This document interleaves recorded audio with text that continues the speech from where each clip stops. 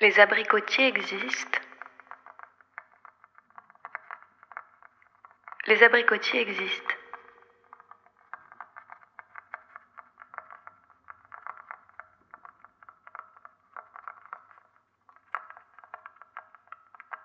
Les fougères existent. Et les murs et le brome existent. Et l'hydrogène.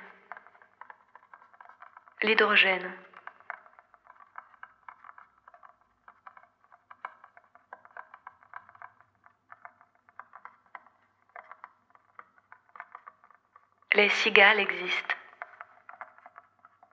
La chicorée, le chrome et les citronniers existent. Les cigales existent. Cigales, cèdres, cyprès, cérébellum.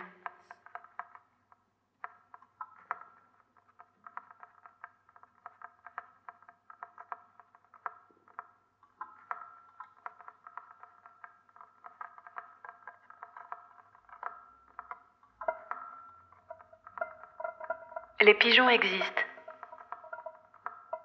Les rêveurs, les poupées, les tueurs existent. Les pigeons.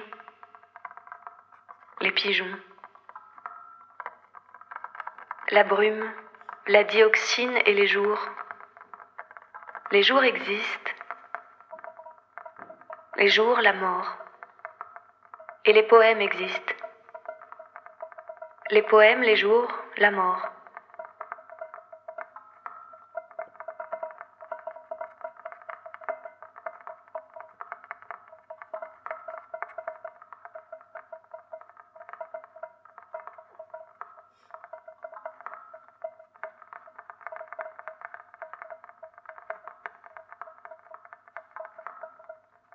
L'automne existe.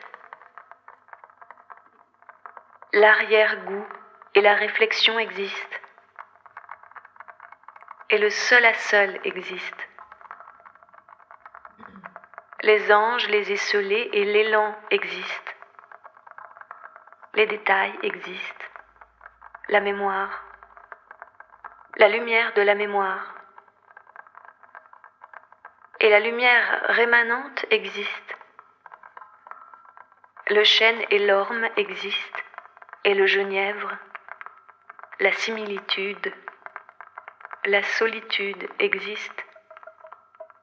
Et l'éder et l'araignée existent. Et le vinaigre existe. Et la postérité.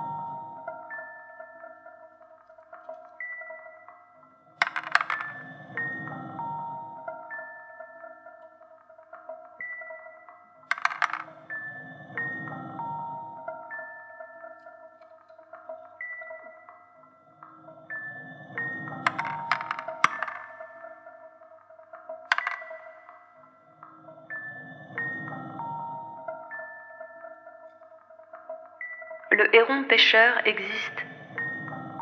Avec son dos voûté gris-bleu, il existe.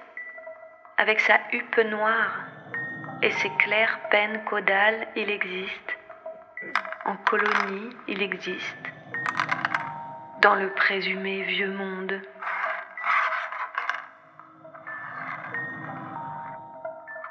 Existent aussi les poissons,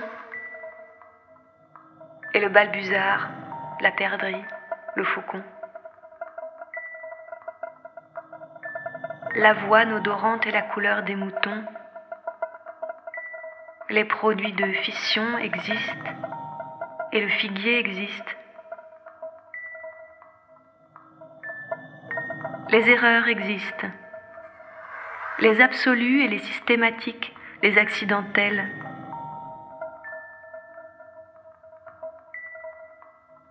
La télécommande existe, et les oiseaux, et les arbres fruitiers, et les fruits du verger ou les abricotiers existent. Les abricotiers existent. Dans les pays où la chaleur produira précisément la couleur de la chair des abricots.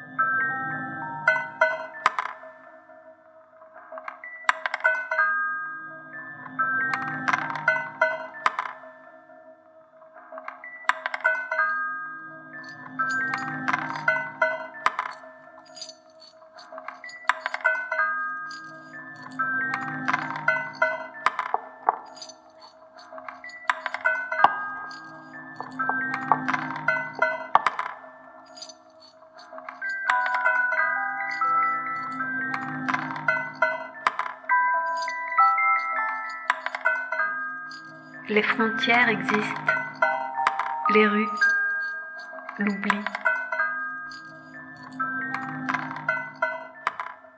Et l'herbe, et les concombres, et les chèvres, et le genêt. L'enthousiasme existe, les frontières existent.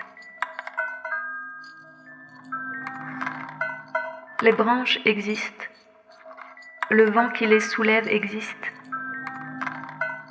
Et l'unique dessin des branches de cet arbre précisément qu'on appelle le chêne existe.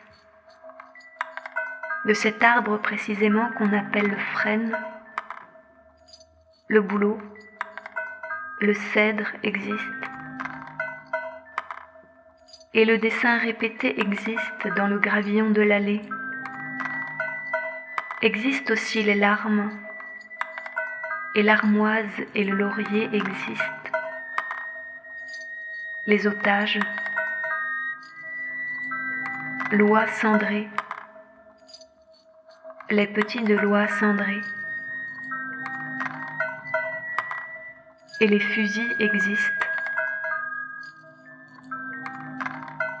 Un jardin de mystère, sauvage, aride et orné seulement de groseilles. Les fusils existent. Au milieu du ghetto éclairé et chimique existent les fusils. Avec leur précision désuète et paisible, ils existent, les fusils. Et les pleureuses existent. Rassasiées comme des hiboux voraces. Le lieu du crime existe. Le lieu du crime, indolent, normal et abstrait. Baigné dans une lumière chaulée, pitoyable, ce poème blanc, vénéneux. et qui s'effrite.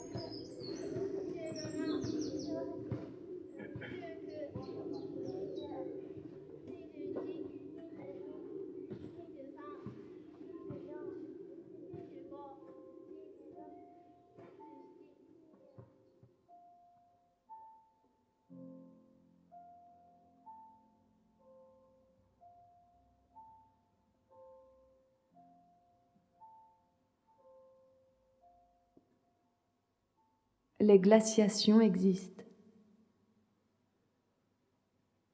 Les glaciations existent. La glace de l'océan glacial et la glace du martin pêcheur. les cigales existent, la chicorée, le chrome et l'iris jaune de chrome, l'iris bleu, l'oxygène surtout. Existent aussi les glaçons de l'océan glacial.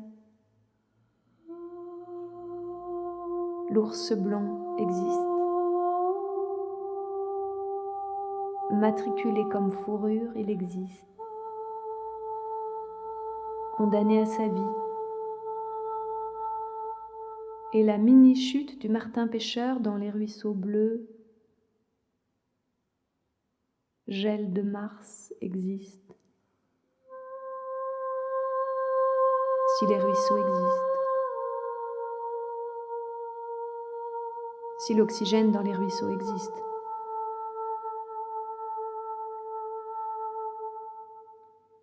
L'oxygène surtout.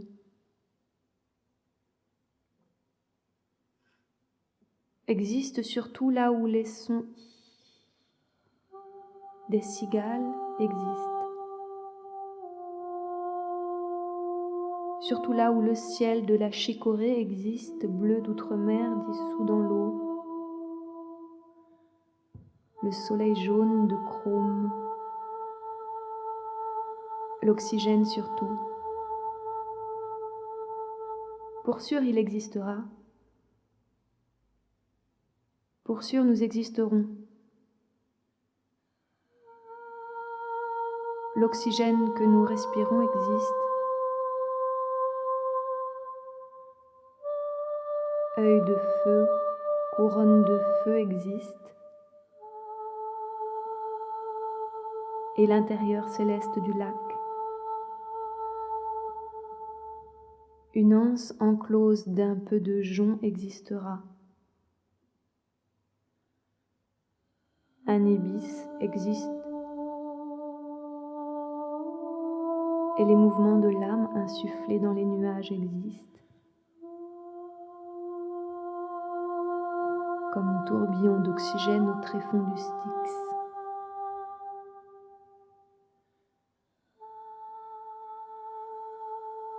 Et au cœur du paysage de la sagesse, la lumière de glace.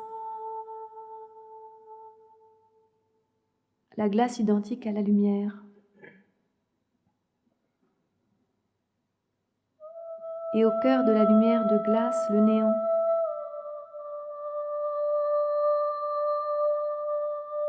Vivant, intense, comme ton regard parmi la pluie. Cette pluie fine, ruisselante qui irise la vie, où, tel un geste, les 14 réseaux de cristal existent. Les 7 systèmes cristallins. Ton regard dans le mien.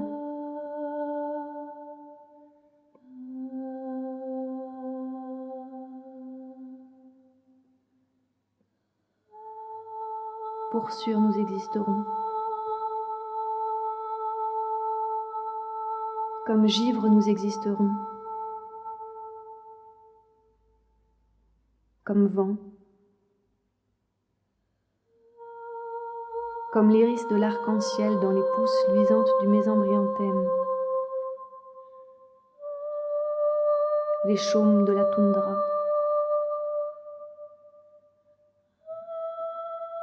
Petits, nous existerons. Aussi petits qu'un peu de pollen dans la tourbe. Comme un peu de virus dans les eaux.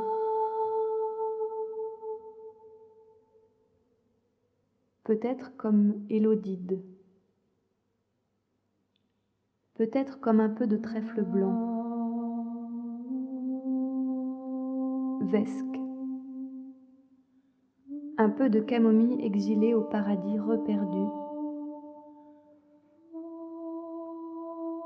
Mais l'obscurité est blanche, disent les enfants. L'obscurité du paradis est blanche, mais pas blanche comme un cercueil est blanc, c'est-à-dire si les cercueils existent, et pas blanche comme le lait est blanc, c'est-à-dire si le lait existe.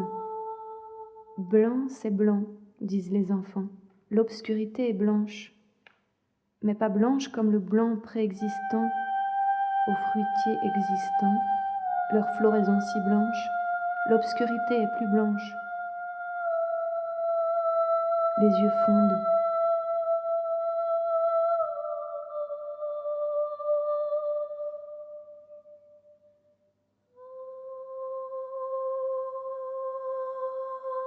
La nuit de juin existe. La nuit de juin existe. Le ciel enfin comme porté aux hauteurs célestes, et en même temps abaissé aussi tendrement que lorsque les rêves sont visibles avant d'être rêvés. Un espace comme évanoui, comme rassasié de blancheur, un tintement sans heure de rosée et d'insectes.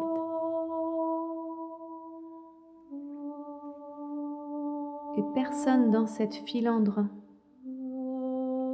personne ne comprend que l'automne existe, l'arrière-goût et la réflexion existent. N'existent que ces fils fantastiques d'ultrasons agités et l'oreille de jade de la chauve-souris tournée vers la brume tic-tacant. Jamais l'inclinaison du globe ne fut aussi belle. Jamais les nuits oxydées ne furent aussi blanches. Si impuissamment dissoutes, blanches doucement ionisées. Et jamais la limite d'invisibilité ne fut si presque touchée. Juin. Ô juin, tes échelles de Jacob existent. Tes bêtes endormies existent et leurs rêves de sommeil.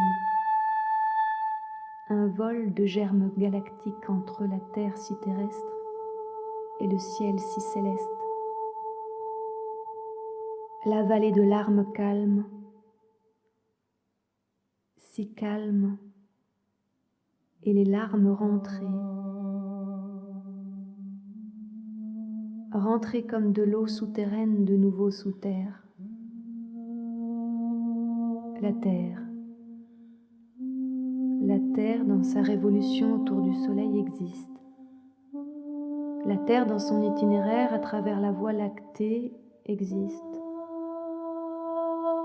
La terre en route avec sa charge de jasmin, avec du jaspe et du fer, avec des rideaux de fer, des présages, de la joie et baisers de Judas donnés au hasard, et une colère de vierge dans les rues, Jésus de sel.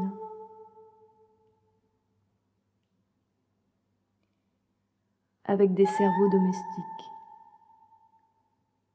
avec des vices cardiaques, de la brise et des fraises, avec les racines du bois de fer dans la terre épuisée.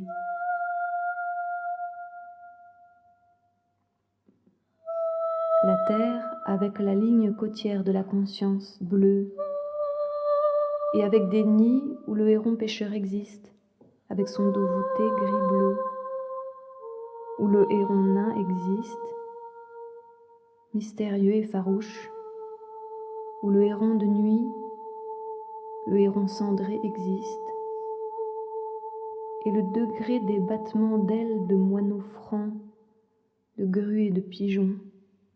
La terre avec Julundur, Jabalpur et Jungfrau existe, avec Jotunheim et le Jura existe, avec Jabron et Jambo, Jogjakarta existe, avec les tourbillons de terre, des fumes-terres existent, avec des masses d'eau, des masses de terre, des tremblements de terre existent, avec Judenburg, Johannesburg, la Jérusalem des Jérusalem.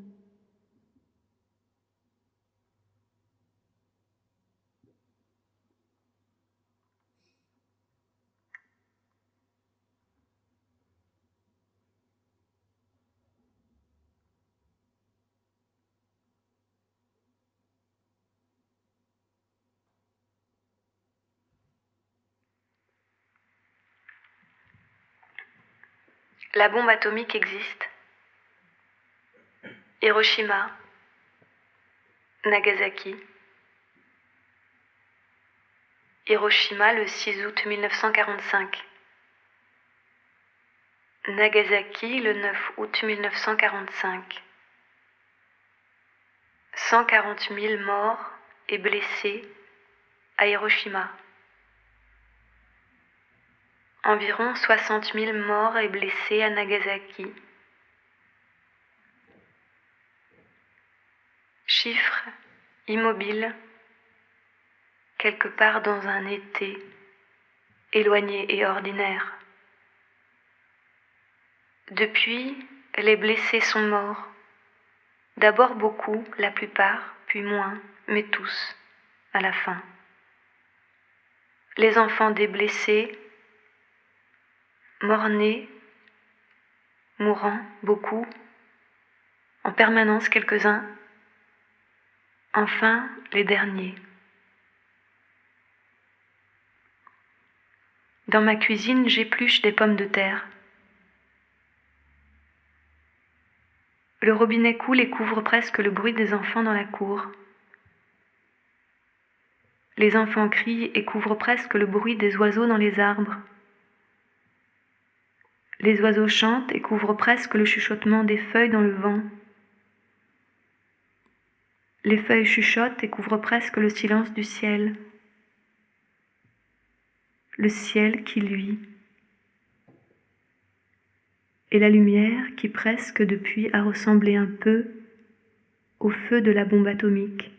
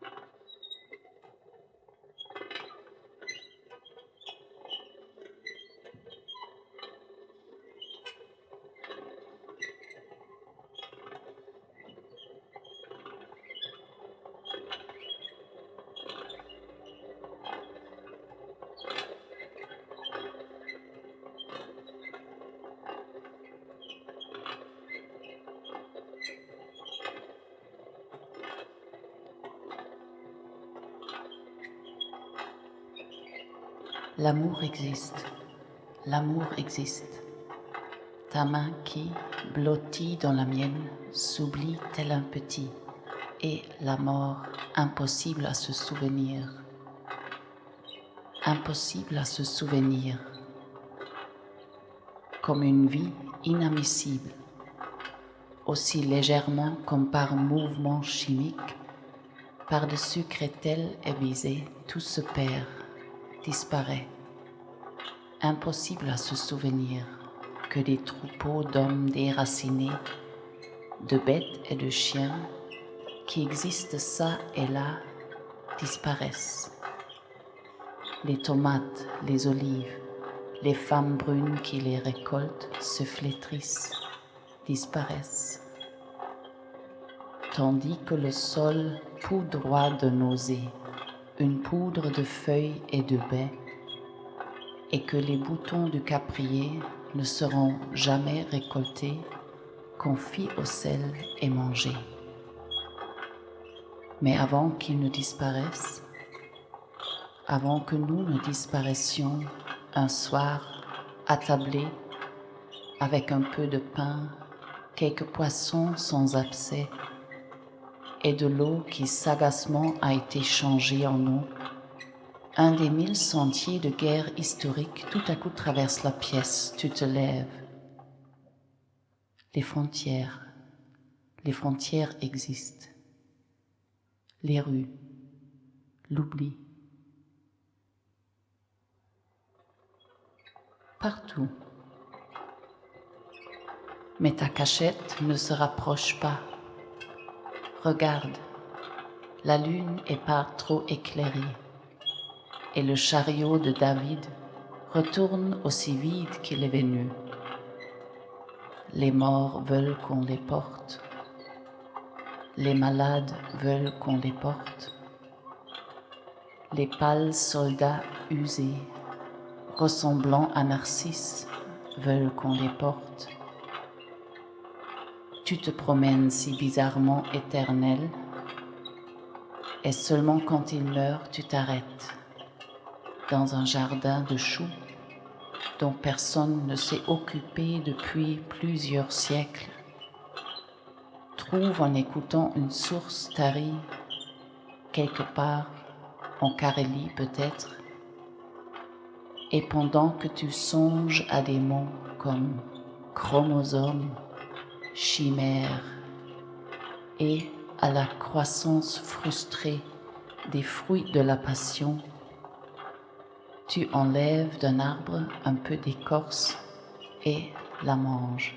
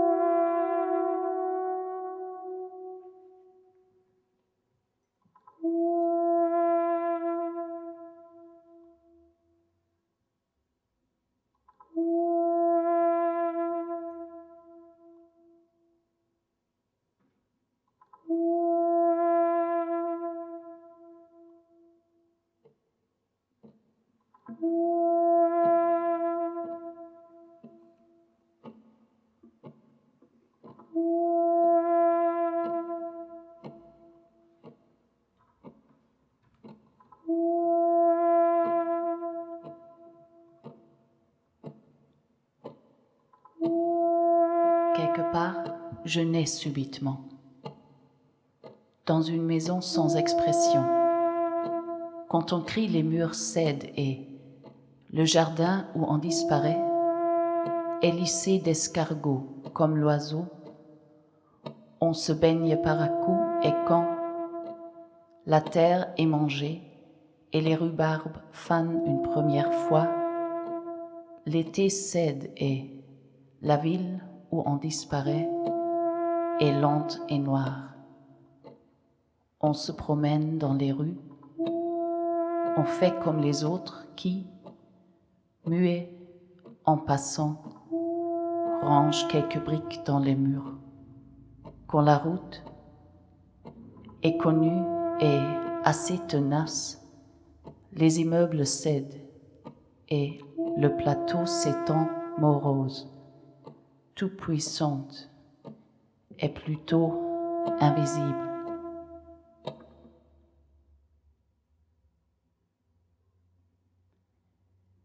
Quelque part, un abricotier sauvage s'arrête un instant et fleurit.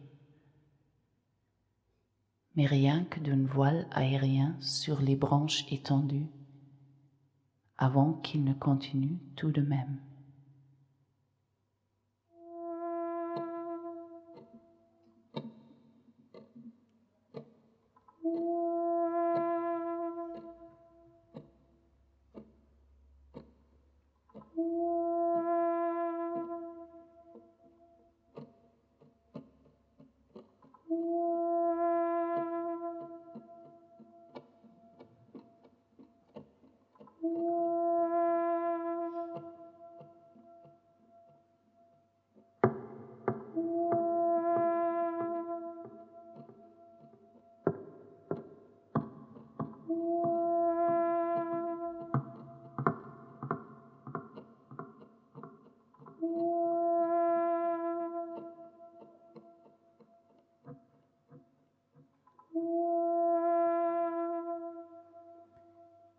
Fragment de notre printemps.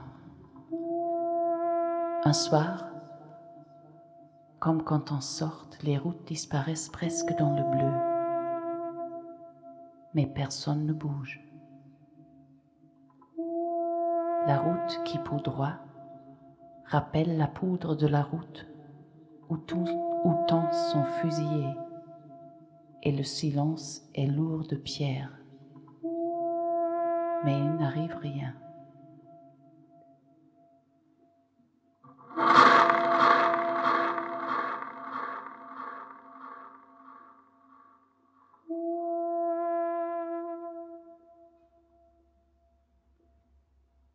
Quelque part, quelque chose que personne n'a touché tombe d'une étagère.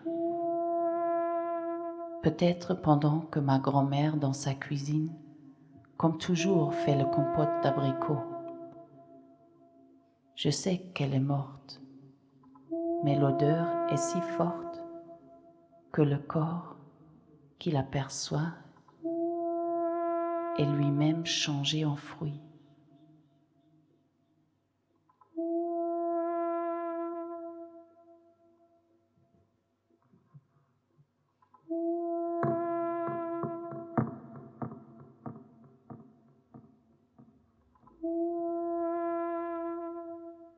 Et pendant qu'on suspend le fruit dans l'arbre avoisinant, qui peut être un bouleau qui porte des chatons et jamais d'abricots, on entend d'avance le tir, avant que peu après, et on dirait une porte sans maison et qui reste ouverte.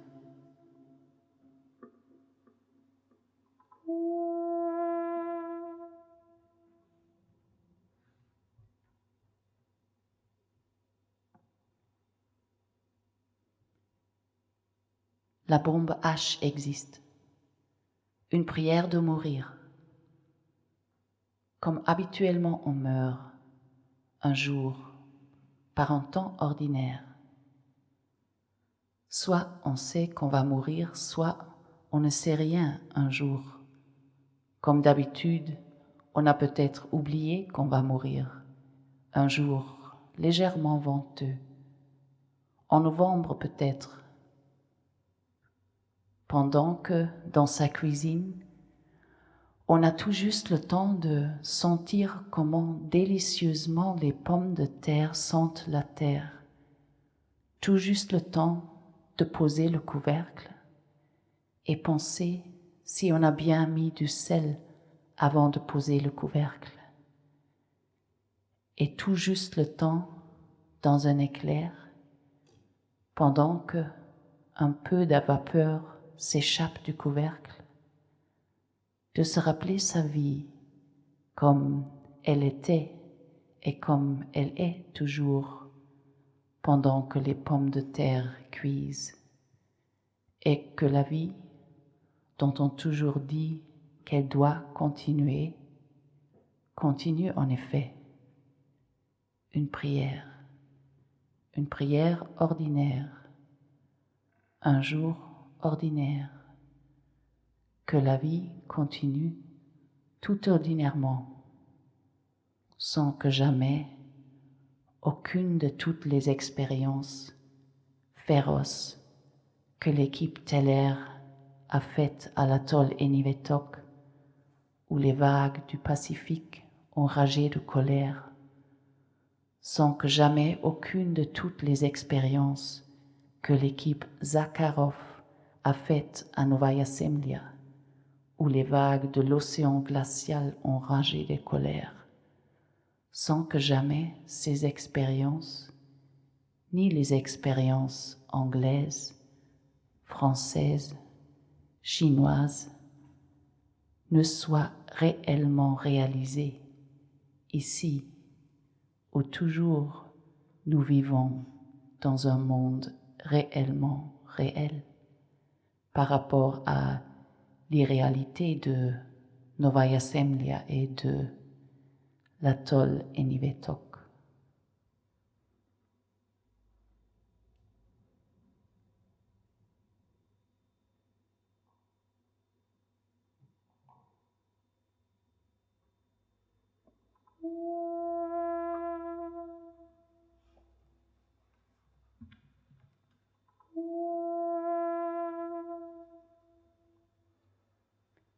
Ici, je descends à l'étal bleu vespéral de Resund.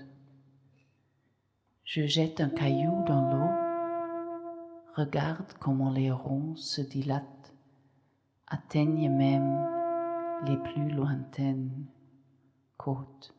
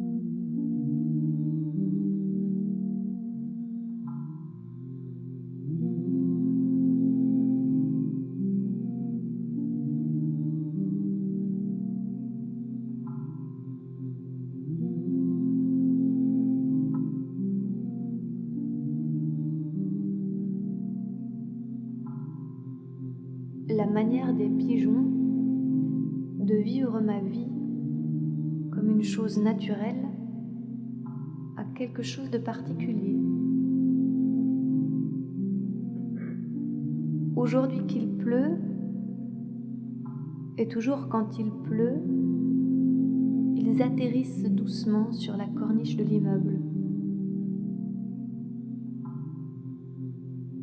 Si près du papier que facilement ils arrivent à voir si j'écris des poèmes de pigeons ou de pluie.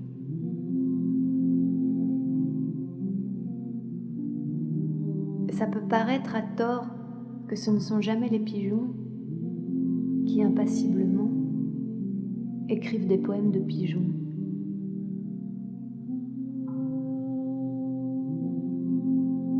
De la pluie peut-être, ou de la vitre par laquelle, d'un petit œil rond, ils ne me voient que si voilée.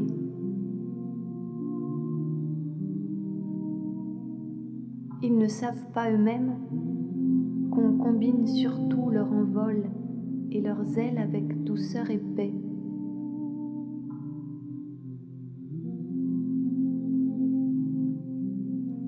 Un fait qui bientôt rendra presque impossible de parler de pigeons dans un poème, par exemple.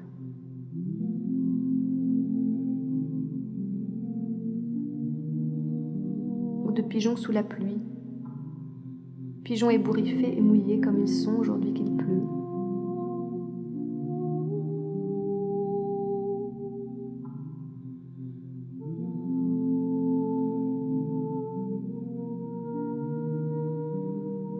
Ce fut en effet dans le port de Berlevåg, où les mouettes sévissent dans la fraîcheur du juin,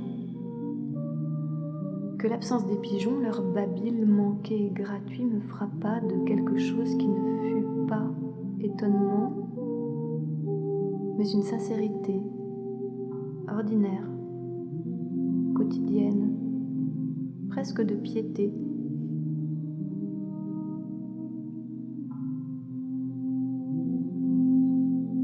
Comme s'il y avait dans le monde un chant grandiose, évident, de pas d'1 centimètre par des pieds rouges vineux, un repérage compliqué et toujours amoureux de nourriture et désir dans l'antre de la lumière.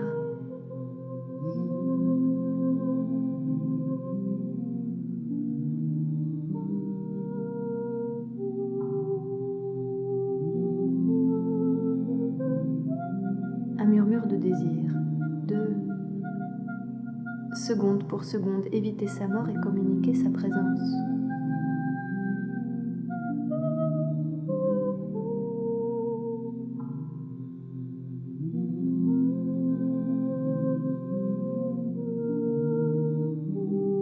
Ça m'a frappé que des poèmes de pigeons et de pluie doivent commencer dans un œuf,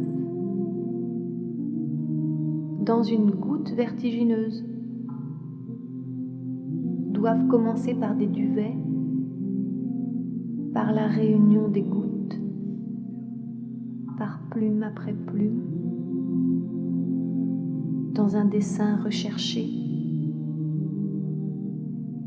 par des couleurs grisâtres, brunâtres, blanchâtres, bleuâtres et vierges, par des couches aquifères dans l'air,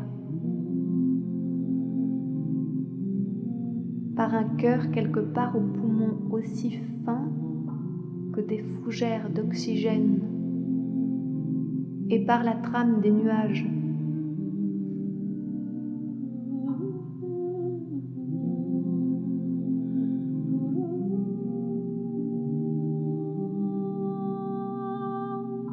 Par une absence et, tout de suite, par une soif simultanée du bonheur des hommes, avec tous les mots possibles, rendus impossibles, sans signification de manière que la pluie puisse pleuvoir et les pigeons atterrir si doux sur le papier que facilement j'arrive à voir s'ils écrivent des poèmes sur moi ou sur toi, sur la pluie peut-être, ou la paix par laquelle, d'un petit œil rond, ils ne nous voient que si voilés. Matin le 26 juin.